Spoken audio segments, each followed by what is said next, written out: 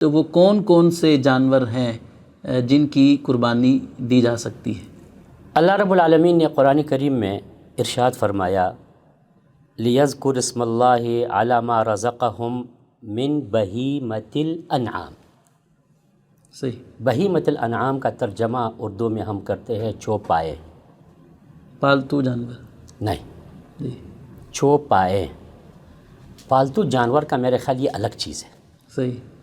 چوپائے میں آتے ہیں اونٹ، جی گائیں، جی اور اس میں گائے کے سارے اقسام شامل ہیں، اونٹ کے بھی سارے قسمیں شامل ہیں، اور گائے کے بھی سارے قسمیں جس میں بھینس بھی شامل ہے، اور بکرے دمبے، جی جی ہاں بکرے اور دمبے یہ شامل ہیں۔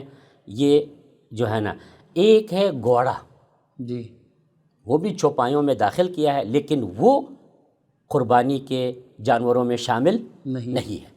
قربانی کے جانور جو نبی صلی اللہ علیہ وسلم نے، یہ جو آیت ہے نا بہیمۃ الانعام، یہ تو عام ہے، جی نبی کے فعل نے اس کو 3 جانوروں کے ساتھ خاص کیا۔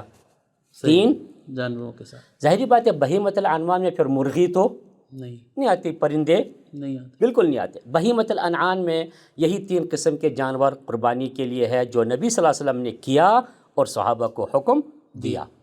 اونٹوں کے بہت سارے قسمیں ہیں، 1 کوہان والا، 2 کوہان والا، اور جو ہے نا نام بھی مختلف، شکلیں بھی مختلف، سب اسی نام میں شامل ہیں۔ صحیح۔ گائیں بہت قسمیں کے ہیں، یاک جو بلتستان میں آپ کا گلگت میں یاک گائیں ہیں وہ بھی ہے، اور بھی بڑے بڑے سنگوں والے گائیں ہیں، چھوٹے بڑے، اور بھینس بھی گائیں ہیں وہ بھی اس میں شامل ہیں۔ بکرے اور دمبے جو ہے نا وہ بھی اس میں شامل ہے۔ انہی 3 جانوروں سے، 3 قسم کے جانوروں سے قربانی کرنا جائز ہے، اس کے علاوہ نہیں۔